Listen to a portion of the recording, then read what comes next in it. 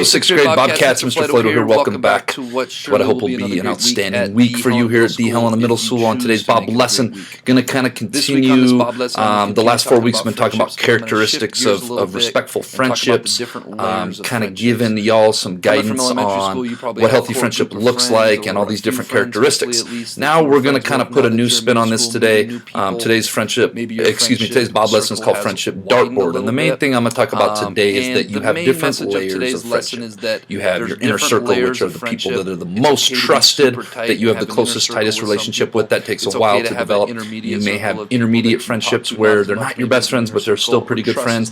And then you may have an outer circle of acquaintances, friendships, people that you're casual with. And the main lesson I think I want you to take out of today is that it's okay to have different layers of friendship. It's a natural part of being a human being, being a young person in life. And those friendships can go from, and they can move throughout the years. And that's also a natural thing that happens. I know, talking with 8th graders, that's one of the hardest things it feels like they deal with is when they have a tight friendship and then we all grow and evolve in our own separate ways, and that one person you were really tight with, now all of a sudden as the years go on, you don't have as much in common with, you're not that close anymore. A final note on today's Bob lesson, just want to remind you all how cherished and loved you all are by not only myself and the counseling department, but all of our adults here in the school. And life is going to throw us things, and just a good time for a reminder that if you ever have stuff going on in life, please come down to the counseling center and get some help, talk it out, get support, whatever it is you need. That is a very important thing, and that is why we are here, and wanted to give you guys that message again today. Let's rock and roll on this Bob lesson. I hope you enjoy it.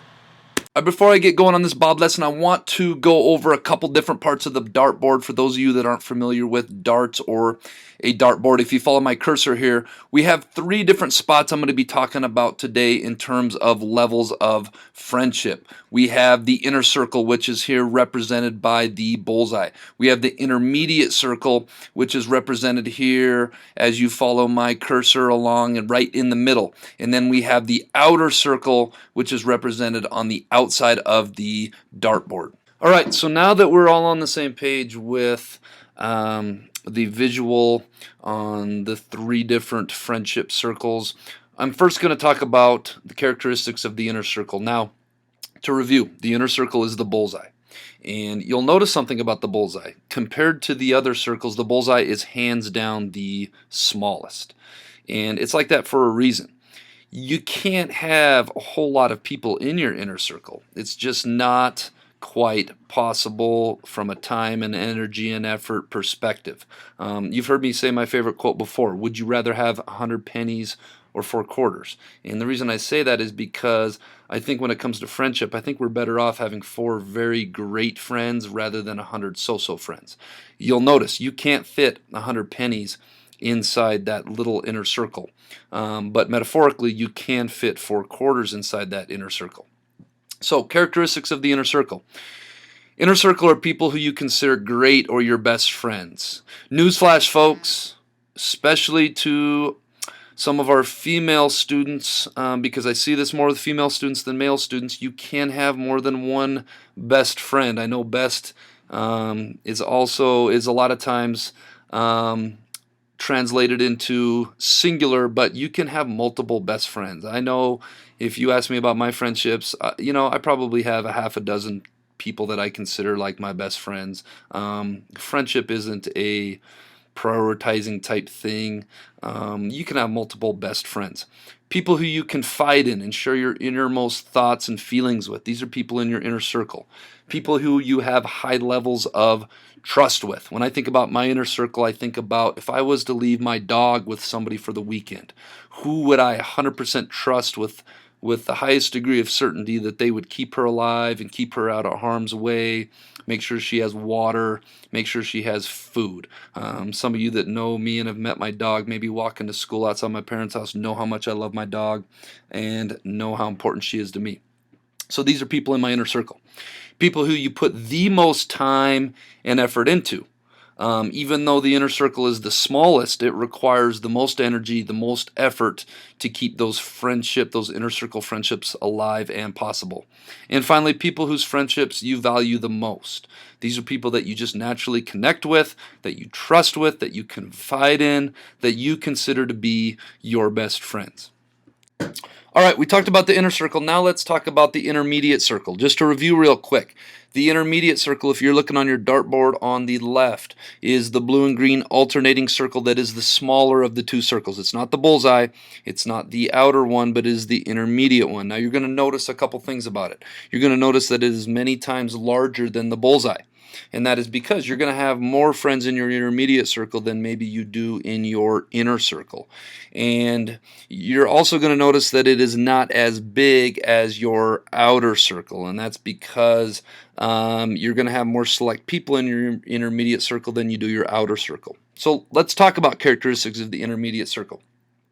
These are people who you consider to be good friends. Maybe not great friends, maybe not your best friends, but people you consider to be good friends. These are people that maybe you don't keep in contact with every week or every day, but maybe you keep in contact with every month, maybe through text, maybe through phone call, maybe through social media. These are people who you kind of pick and choose what you want to confide and share your inner thoughts and feelings with. Maybe they don't know your whole life story, everything's going on in your life, but they know most of it. These are people who you have a moderate level of trust with. You may not trust them with the most important things in life, but you can trust them with most things.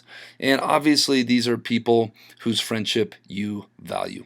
All right, so finally, let's talk about characteristics of the outer circle. Just to review, the outer circle is the bigger part of the red and green that goes around the outer perimeter, and the inside part of it is the intermediate red and green. So you'll notice that the outer circle is the biggest part, and that's because this is where most of your friendships will be, especially as you get older.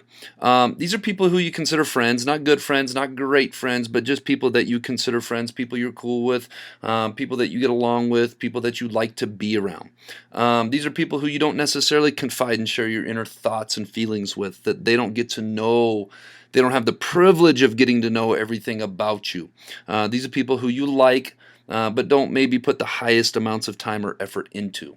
And this is where most of your friendships will be. Come in contact with more people, and there's definitely, I have a lot of friends out there, people that I consider to be friends, but they're not intermediate circle friends, or they're not inner circle friends by any means. So as you get older, a lot of people will end up settling into this area, and when we go to this next slide, I'm going to explain why. So I'd like next to talk about friendship dartboard movement. Okay, we defined the characteristics of the three levels of friendship. Your inner circle, these are the people you trust the most, you have the tightest relationships with. Your intermediate circle, these are somewhere in between your inner circle and your outer circle. There's only so much space in each circle of your friendship dartboard, and again, when we talk about your inner circle, it's small and it's not very big, and I think it grows bigger as you get older, as you get to meet more people and you get to identify more people that you have the most in common with, that over time prove their worth to be in the inner circle.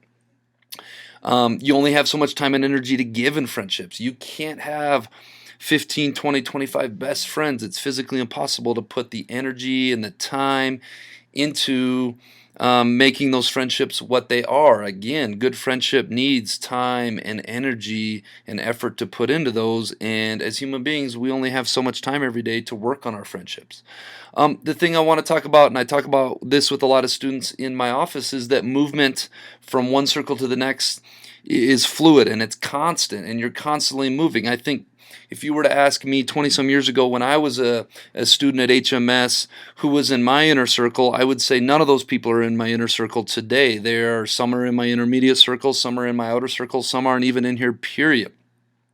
If you even look at my life in the last 10 years, I don't know how many people that were in my intermediate circle, or excuse me, that were in my inner circle 10 years ago are still in my inner circle today. That is constantly changing and moving all the time. And I talk to students all the time about that. And that's something that's hard. That's something that's hard to deal with. And I think one of my objectives in doing this lesson is to let you guys know that friends come and go and friends change, and the importance of friendship and the circles of friendship are constantly changing and moving. And that's a normal, healthy part of growing up.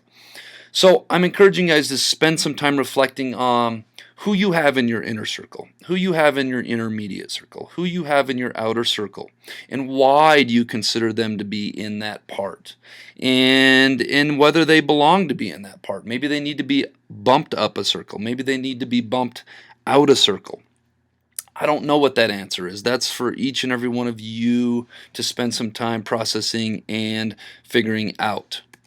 So let's talk about the other side of that. You guys have seen this list. If you want to move up the ranks of somebody's friendship, hey, these answers came from you wonderful students at the Helena Middle School.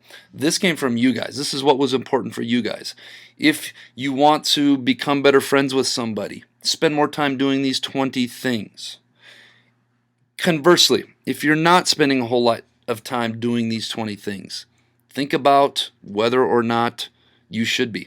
Okay, because we have the answer key right here. This is the 20 most important things from what I heard from you guys, the 20 most characteristics of being a friend from an 11 to 14-year-old at Helena Middle School. All right, this week's Jellybean Question of the Week winners are Riley Russ, Delaney Walter, Ida Brown, Camille Sertain, and Taya Munden. This week's Jellybean Question of the Week is, what goes up but never goes down? If you think you know, submit your answer to the Bob Box. Tune in next week to see if you're a winner. All right, Bobcats, let's make it a great week at the Helena Middle School.